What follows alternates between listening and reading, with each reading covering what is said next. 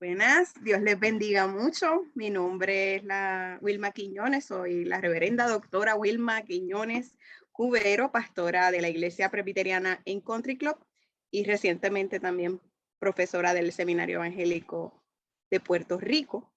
Y voy a presentarles un poquito de lo que yo llamo la pastoral de la teta, un extracto de la tesis doctoral que presenté para el Seminario Evangélico en el programa doctoral en cuidado pastoral de familias, un doctorado en ministerio.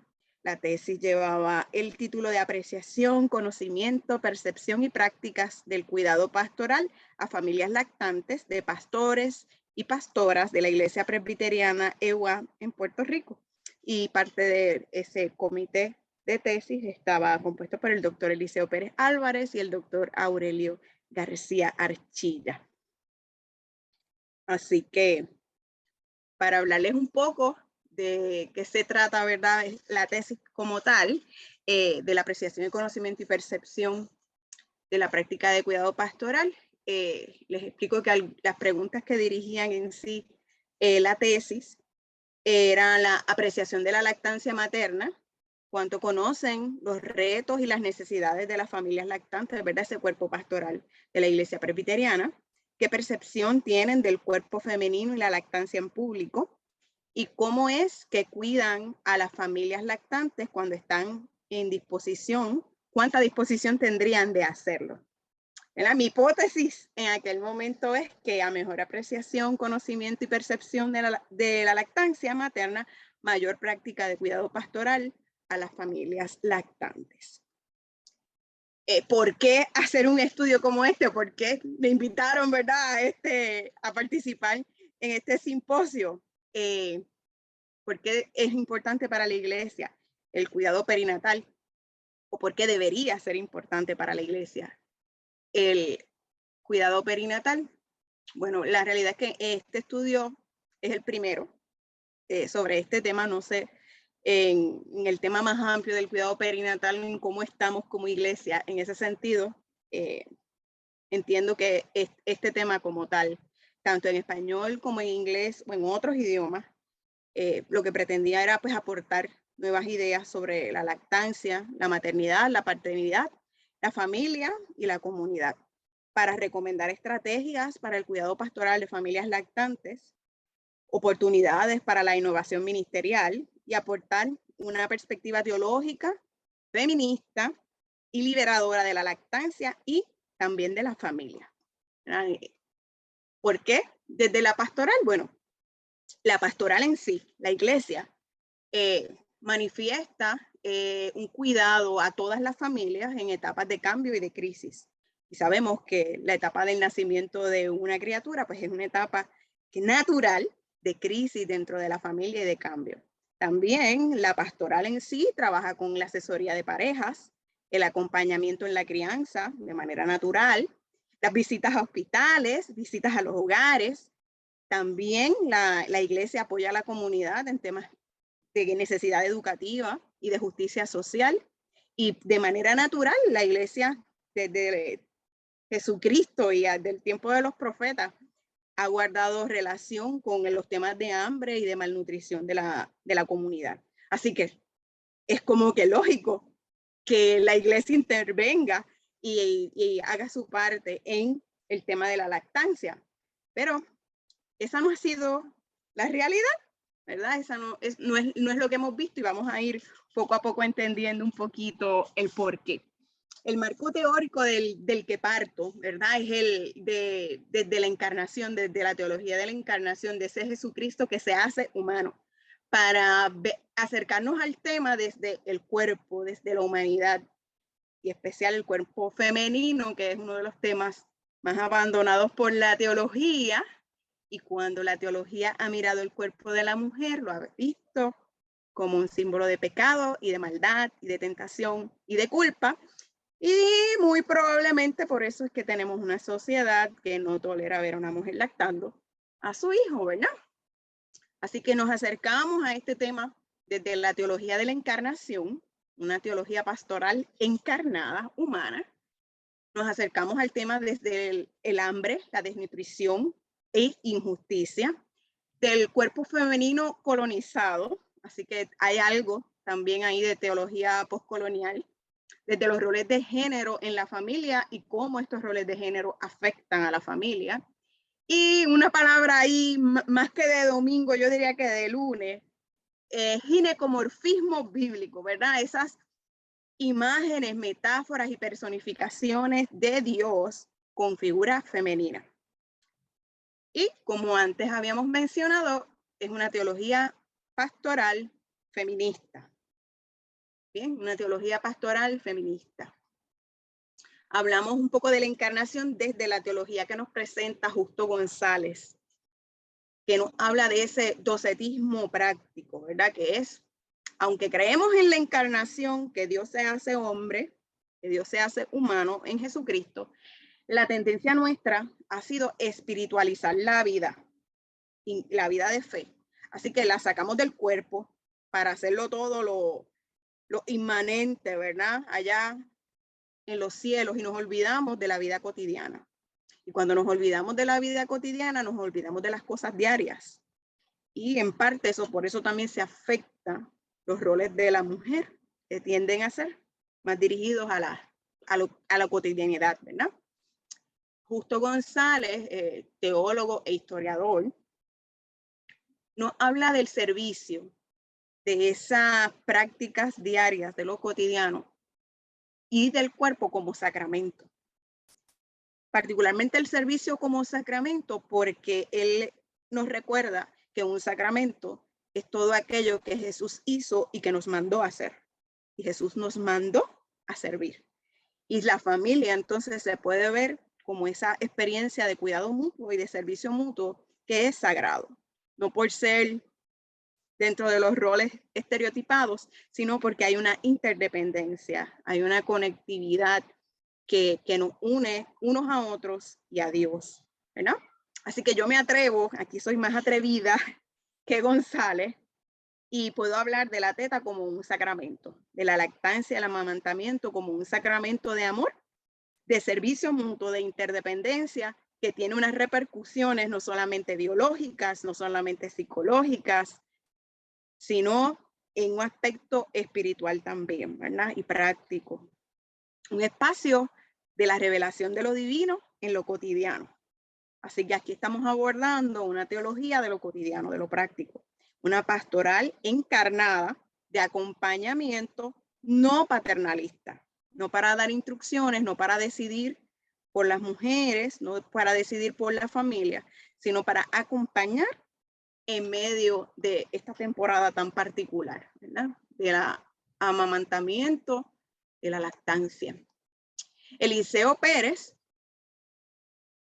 que su tema central teológico ha sido por muchos años el tema del hambre y la comida, nos habla de ese mismo docetismo, de la fuga mundi, cuando el cristianismo trata de escaparse de la realidad que vivimos y se olvida de la crisis nutricional, de los temas de salud pública. Y parte de lo que hago es también poner en conversación a Eliseo con Elsa Tames, quien hace también una pequeña, ¿verdad?, abordación al tema de la lactancia y a cómo se descuida el tema de la lactancia.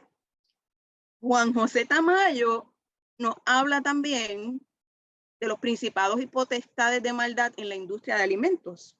Y Eliseo pone acento en esos principados y potestades de maldad en la industria de alimentos y hace también unos acercamientos a los boicots que en algún momento la iglesia presbiteriana también tuvo que hacer a Nestlé, precisamente por sus prácticas antiéticas e inmorales con el tema de los sucedáneos de fórmula en un momento dado. Así que teológicamente podríamos identificar esto como principados y potestades de maldad. Organizaciones, grupos o pensamientos que los principios que los dirigen producen muerte. Así que no hay que hacer mucha exégesis para darnos cuenta que más tarde adelante lo vamos a ver como en el mal uso de la fórmula y de la publicidad que se hizo de la fórmula, habían unos principados y potestades de maldad moviéndose. Cuando hablamos de los cuerpos colonizados, utilizamos la teología postcolonial mujerista. el cuerpo de la mujer, como nos dice Agustina Lubis, que ha sido visto, interpretado como pecado y la culpa y la vergüenza que ha movido el control de la mujer, porque Eva pecó, todas somos tentación y objetos de pecado. Para esto, lo que Lubis y tantas otras teólogas mujeristas recomiendan es comenzar a retomar esas metáforas femeninas de Dios para normalizar el hablar de Dios de manera femenina y ver que también en la mujer está la imagen y semejanza de Dios, porque fuimos creadas a su imagen y semejanza. Y vamos a ir viendo cómo eso va enhebrándose dentro de esta teología de la pastoral de la teta. Algo que también traigo a la luz desde la puertorriqueñidad nuestra, un poco atropellada, es la imagen de Atabey, o mejor conocida dentro de nuestra cultura como la caguana, ¿verdad? La diosa taína, como un símbolo también liberador, un símbolo de la maternidad, un símbolo empoderador de la maternidad, del parto. Qué importante, ¿verdad? Para todo esto de la salud perinatal, la diosa Atabey, que a su vez también hay unas imágenes femeninas de Dios en el texto bíblico, ¿verdad? Al que le incomode un poquito que estemos utilizando las imágenes de los taínos, el nombre bíblico de Dios, el Shaddai. El profesor de Biblia, Stone, habla de que ese nombre de el Shaddai, que usualmente es traducido como Dios Todopoderoso, es una mala traducción, ¿verdad? Del nombre de Dios. Porque si se fijan en la palabra el Shaddai, en la parte de él como Elohim, ahí está la parte de Todopoderoso. Y lo que nos dice Stone es que en la parte que habla de Shaddai, hay un símbolo de montañas o de pechos, que también se refieren a esa feminidad de Dios, esa provisión de Dios, al lactar a su pueblo y al proveerle alimento a su pueblo, cuidado. Así que me atrevo yo a hacer una traducción autóctona del nombre del Shaddai como la todopoderosa teta, que provee, que cuida, que guarda, y que imagen bonita la de Dios lactando al pueblo de Israel o lactándonos a nosotros en esa experiencia de cuidado, de ternura, de amor, de provisión. Incluso cuando hablamos de sanidad, sabiendo todas las cualidades maravillosas de la leche materna, pues nos da una perspectiva muy amplia de esa relación amorosa y tierna de Dios con su pueblo, y protectiva también. En esa misma línea hago un exégesis, o sea, un estudio contextual, histórico y crítico del pasaje de Isaías 66, 1 al 14, que es un pasaje bien interesante, bien precioso, donde Yahvé, Dios, es una partera. A la vez, en un momento dado del texto, se convierte en la madre que está pariendo y pujando, gimiendo y pujando, y después toma al bebé en los brazos y lo lacta y restituye todo el dolor que ha sufrido el pueblo con justicia. Así que un pasaje hermoso, un pasaje precioso que muy pocas veces se predica en esa línea, aun cuando es parte de nuestros leccionarios. Hablamos un poco en conversación con la doctora Lubis y la doctora Gloria Mock, un poco también con los planteamientos de Jorge Maldonado sobre la asesoría pastoral a la familia, y por supuesto con Kleinberg, que es el escritor de los libros clásicos de asesoría pastoral, que todavía siguen vigentes, para hablar un poco de los roles de género dentro de la familia. Y sabemos, esto de las investigaciones que se han hecho desde Puerto Rico, la importancia de esos roles de género dentro del hogar y cómo influyen en la lactancia materna exitosa, ¿verdad?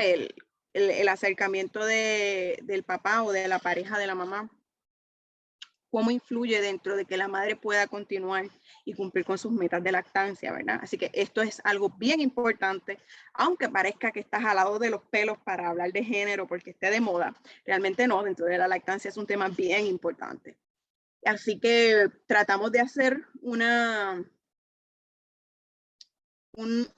rastreo histórico de cómo se origina entonces el machismo, los roles de género, el modelo andrógeno, todo justificado entonces con lo que dentro de la teología se llama la economía divina.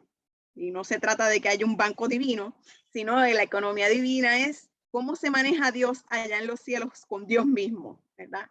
Y la doctora Agustina Lubis nos habla de ese modelo de equidad, ¿verdad? De amor en la economía divina.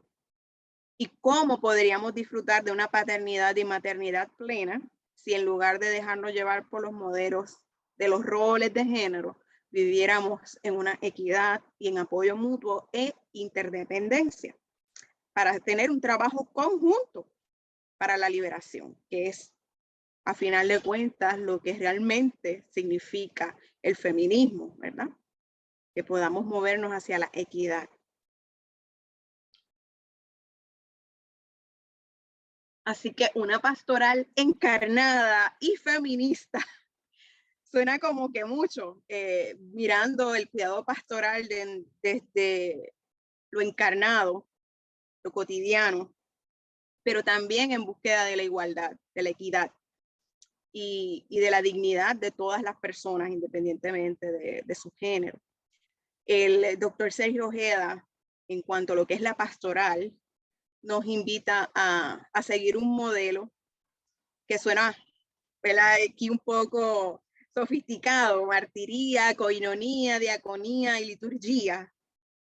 Pues no se trata de otra cosa que no sea un cuidado pastoral, una pastoral profética, reconciliadora, de inclusión, de justicia, que celebra a la misma vez que resiste. Así que esto combinado con lo que Zoe Bennett nos habla de una pastoral feminista, nos invita entonces a vivir una pastoral profética en favor de las personas que son atropelladas, la mayoría de ellas mujeres, de inclusión a los grupos que usualmente la sociedad excluye, como a las mujeres de posparto, especialmente si están lactando, y nos invita a hablar entonces de una diaconía de justicia en defensa de estas personas, no solamente celebrando lo que hacen, sino uniéndonos a sus luchas. Sí, celebramos, pero celebramos para poder resistir y seguir adelante, ¿verdad?, en medio de nuestras luchas. Lubis, en su libro Creada a su imagen, nos habla de la pastoral que busca satisfacer las necesidades y las preguntas de las mujeres, que es algo que poco se ha hecho a lo largo de la historia de la iglesia. Aunque las mujeres hemos sido parte de toda esa de trabajo profético, de inclusión, de justicia y de celebración de la vida de la iglesia, las preguntas teológicas nunca parten hasta ahora de las necesidades y realidades de vida de la mujer. Por eso es que no se había hablado antes de la pastoral de la teta, porque la lactancia es un tema de mujeres y es un tema de lo privado, no de lo público. Así que se ha relegado eso a las mujeres allá y los hombres acá, entonces, con el liderazgo y con el poder. Gracias al Señor y a el trabajo profético de inclusión y de justicia y de resistencia de tantas mujeres, hoy podemos hablar de la pastoral de la teta. En parte de la revisión de literatura, utilizando a Rima Apple y Jules D.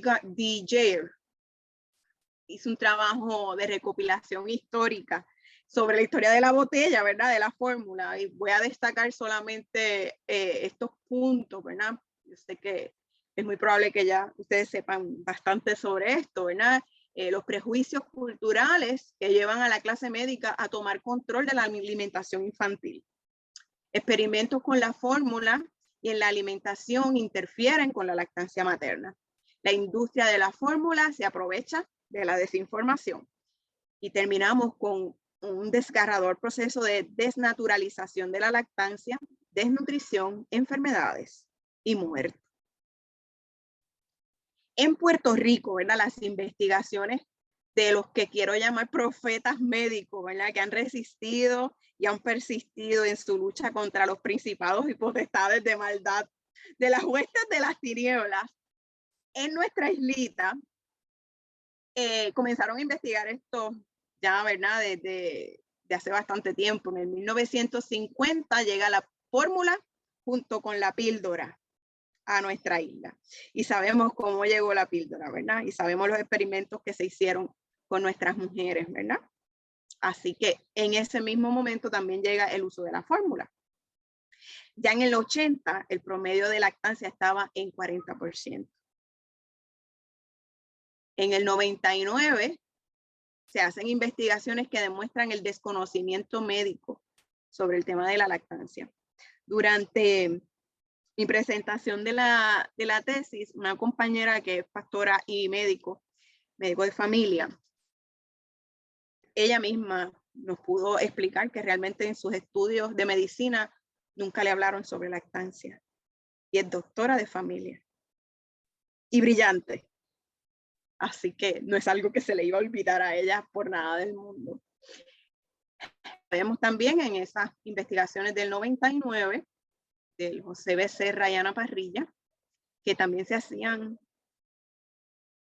intensivos donativos de fórmula a los hospitales, como en otros países del mundo también. Hoy día todavía existen problemas en los hospitales con relación a la lactancia materna y le puedo dar testimonio de eso.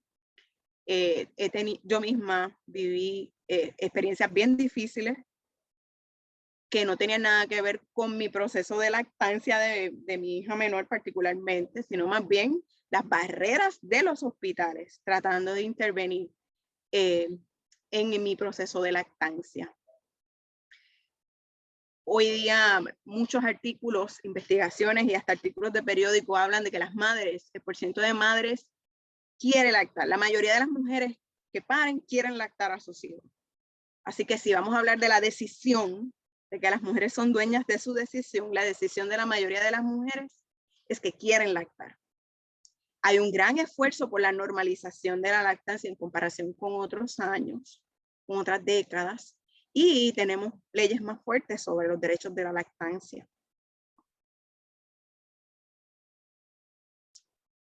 Traté, según algunas investigaciones y también documentación de libros de teología, de asesoría pastoral, identificar algunas necesidades de las familias lactantes. En esto me dejé llevar más por las investigaciones hechas en Puerto Rico.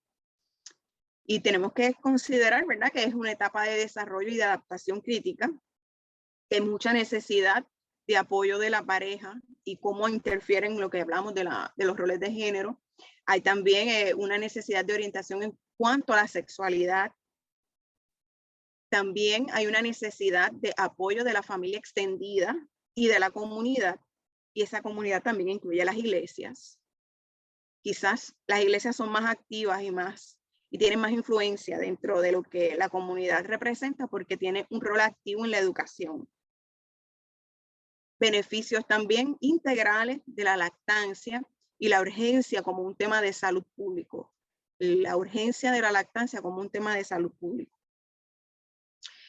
Para eso hice un estudio mixto descriptivo correlacional, no experimental. Allí hablamos de algo sofisticado para impresionar.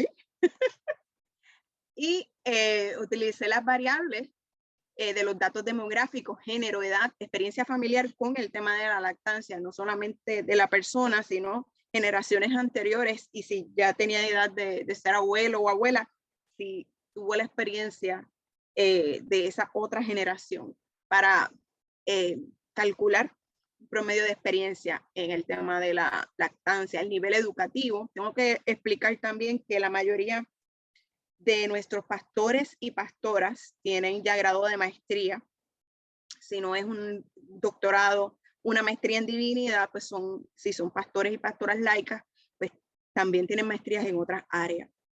También tome en consideración la parte de la isla a la que pertenece y si tienen una educación teológica de grado de maestría o no. Esas fueron algunas variables que utilicé para la interpretación de la data y la apreciación, conocimiento, percepción y prácticas de cuidado pastoral. Como les dije, la población es el grupo de pastores y pastoras de la Iglesia Presbiteriana de UA en Puerto Rico, con una muestra de no probabilidad por accesibilidad o conveniencia.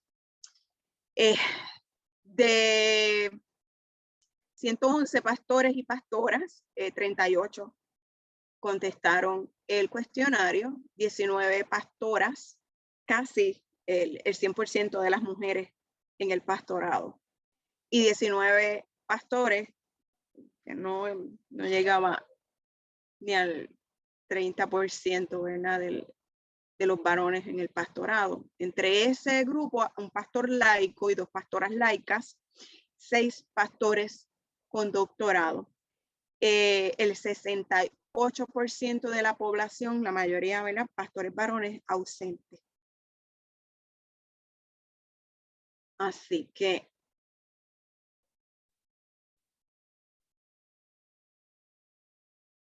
en promedio, los resultados del estudio indicaron que en la mayoría, no por un número muy grande, el 4.7 de mujeres tenían mayor apreciación sobre la lactancia y más práctica de cuidado pastoral también la tenían las mujeres. No es un número muy significativo, ¿verdad? De diferencia, pero sí una leve diferencia en el interés y apreciación de la lactancia. Interesantemente, el grupo que obtuvo menos resultados fueron los varones entre las edades de 30 a 39 años con moderada experiencia en la lactancia. Quiere decir que tenían prole y habían sido lactados, pero eran las personas con menor apreciación y prácticas de cuidado pastoral en la lactancia. Conocimiento y necesidades de la familia lactantes por un porciento menor, ¿verdad? Un número menor, las mujeres también presentaban un poco más de conocimientos de las necesidades de la familia y lo mismo en la ayuda en el cuidado que presentaban también en los hospitales. Y el grupo que menor puntuación obtuvo en ese sentido fueron las pastoras laicas. Eso me ha movido un poco y nuevamente, por muy poquito, los pastores entre ese grupo de 30 a 39 años.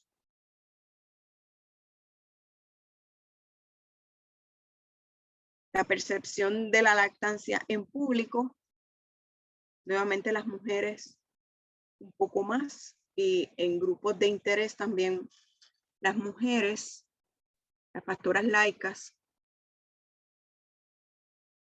tuvieron más y mejor percepción de la lactancia en público. Un número significativo el de las pastoras laicas. Me lleva a pensar que sería interesante hacer estudios sobre el entrenamiento formal en teología, cuál es el impacto en la percepción del cuerpo de la mujer, ¿verdad? En la autopercepción del cuerpo de la mujer. Y si hay algún tipo de influencia en eso, podría ser muy significativo para la lactancia materna.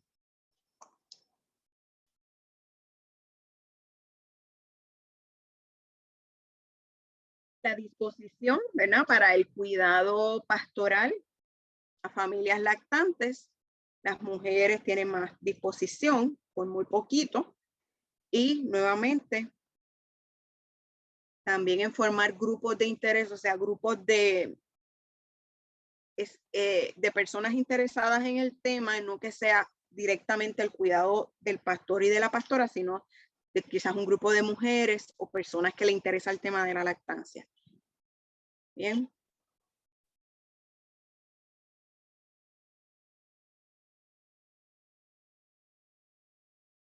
Aquí se da una dinámica bien interesante y es que las mujeres con poca experiencia en la lactancia, ¿verdad? Tienen un % más interés en el cuidado y disposición para el cuidado pastoral, y los hombres con mayor experiencia, ¿verdad? Suena como que contradictorio.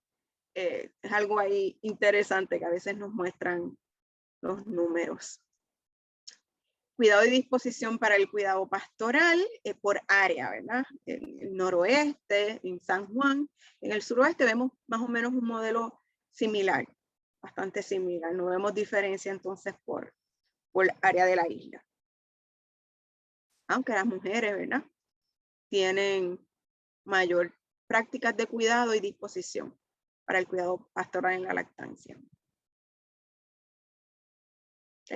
Suena lógico también que puedan sentirse intimidados los varones en entrar al hospital y encontrar a una mamá lactando, ¿verdad?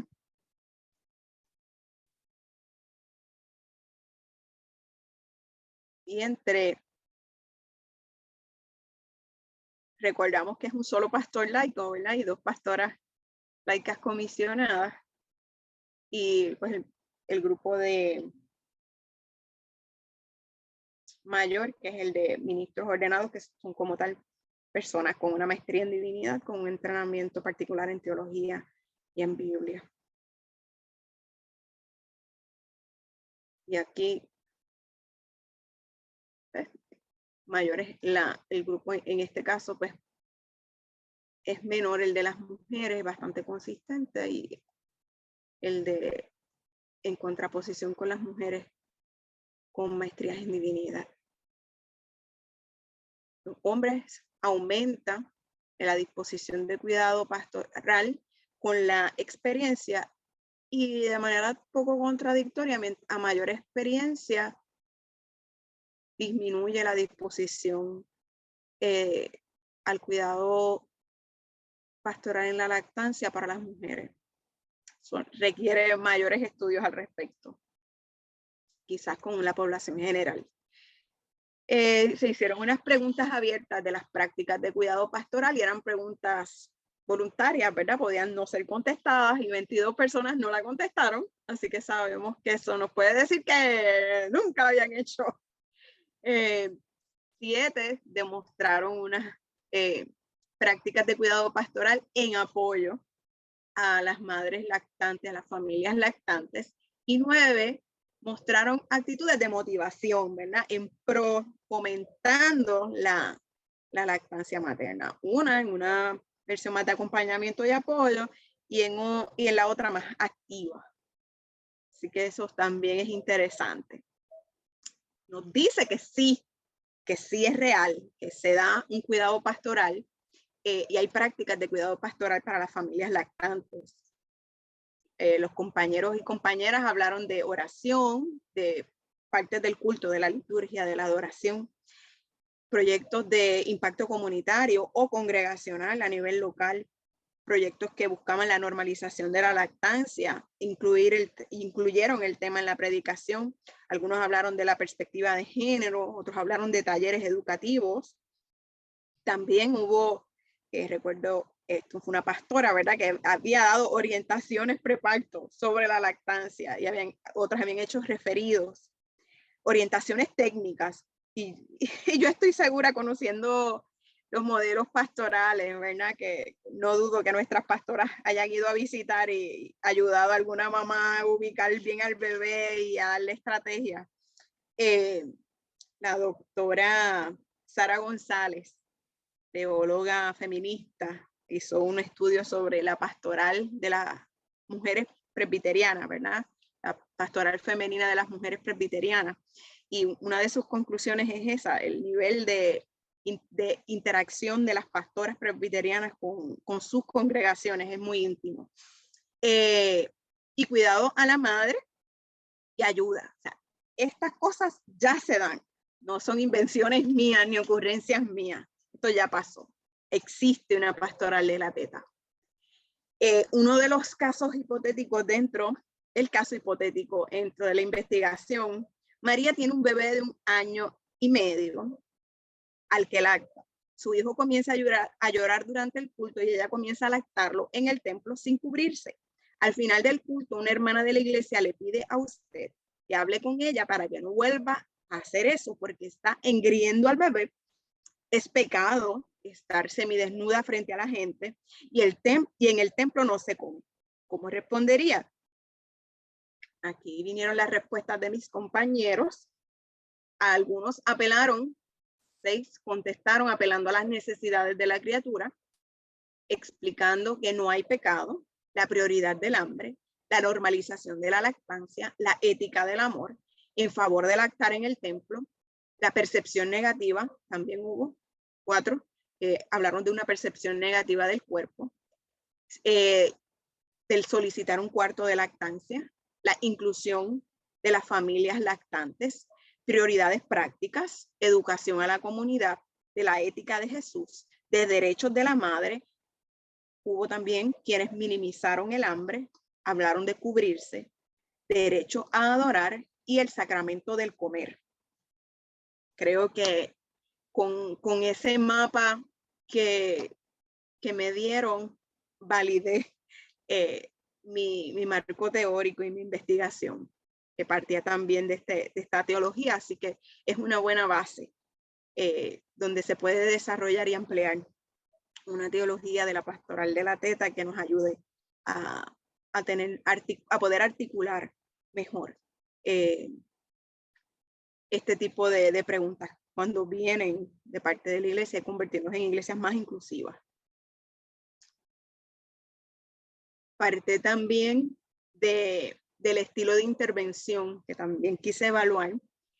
En ese caso hipotético, el diálogo, hubo intervenciones legalistas, intervenciones que fueron para desmitificar, hablaron de la autoridad de Jesús, trataron de sensibilizar, hubo quien espiritualizó también, trivializar o minimizar, educar a la comunidad, pero la mayoría fue en un acercamiento autoritativo. Esto es lo que hay que hacer. Entre los comentarios adicionales, la pregunta abierta al final para comentarios adicionales, hubo quienes no querían ofender a nadie, hablaban de las necesidades humanas, del amor de Jesús, de higiene, de articulación teológica, de liberar de tabúes, de la normalización, el desarrollo profesional, necesidad de educar, la importancia del tema y expresiones de afirmación. Al tabular los datos, encontramos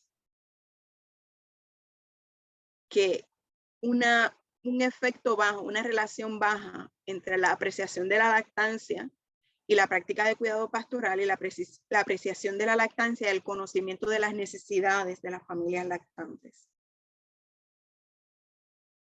Lo que vemos, una posible interpretación sería que se valora la lactancia, la salud pública y el hambre, pero no se estima lo suficiente como para tomar acciones concretas.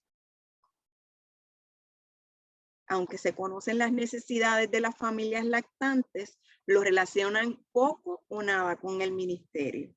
No ven que el lactar en público sea una necesidad. Así que vemos aquí las avenidas que debemos tomar para mejorar estas áreas y fortalecer una teología práctica del cuidado pastoral a las familias lactantes.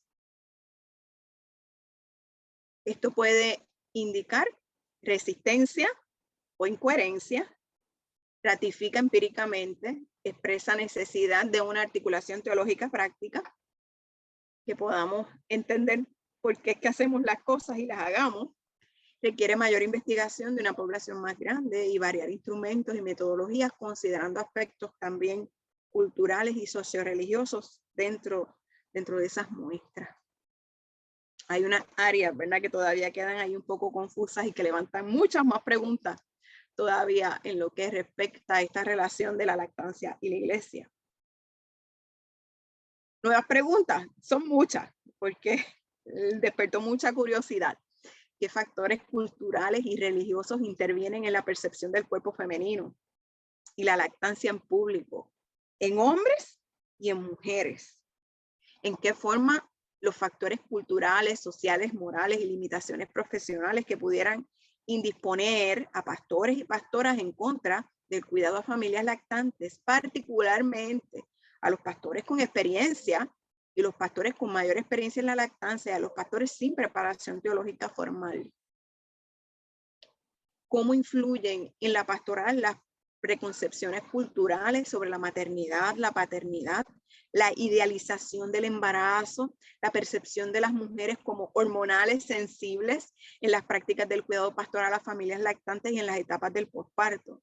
La preparación bíblica y teológica formal ayuda a tener otros elementos de juicio que les permiten superar algo de la influencia social y cultural. La educación teológica tiene algún efecto positivo en la autopercepción y autoevaluación del cuerpo en las mujeres. Esto fue como que una pregunta incidental dentro de la investigación. ¿Están los pastores varones dispuestos a estudiar y desarrollar un acercamiento al tema de la paternidad desde la justicia de género? ¿Aprecian estas estrategias para formar familias con modelos de vida más solidarios, interdependientes, justos y plenos? ¿Están siendo pastoreadas las madres lactantes satisfactoriamente? Lo que se está haciendo, ¿está teniendo algún efecto? ¿El auge actual en la lactancia es producto de la educación o de nuevas formas de opresión y explotación hacia la mujer? Muchas preguntas todavía por hacer. Lo que sí puedo retomar de una propuesta de la pastoral de la teta que sea profética y de denuncia, de liberación, de coinonía, de solidaridad, sensibilización y sanidad, de diaconía para apoyar y motivar la lactancia, de litúrgica, de celebración, integración y resistencia. Mi esperanza a futuro es poder recuperar la sabiduría ancestral perdida en torno al tema de la lactancia, el desarrollo de una ética de la teta, desde la justicia alimentaria y la justicia de género, más espacio para las preguntas teológicas de las mujeres, una pastoral preferencialmente inclusiva, encarnada, integradora y reconciliadora, sensibilizadora. Parte de lo que me ha tocado vivir en la pastoral, no solamente, ¿verdad?, como persona, como madre, ha sido tener que pararme de frente para defender madres que están lactando a sus hijos y que a todas luces el personal médico que las está atendiendo las está tratando con prejuicio. Así que sí, la pastoral tiene un espacio que nos abre nuestro rol de cuidado en esos hospitales en donde a veces ni la misma familia entiende con claridad qué es lo que está pasando y qué es lo que están viviendo, ¿verdad?, las madres, sus criaturas y los padres también. Así que han sido espacios en los que he tenido la oportunidad de intervenir con familias y colaborar con lo que es la formación de familias más sanas y más interdependientes. Así que me gozo en saber que esto es real, que no es una invención.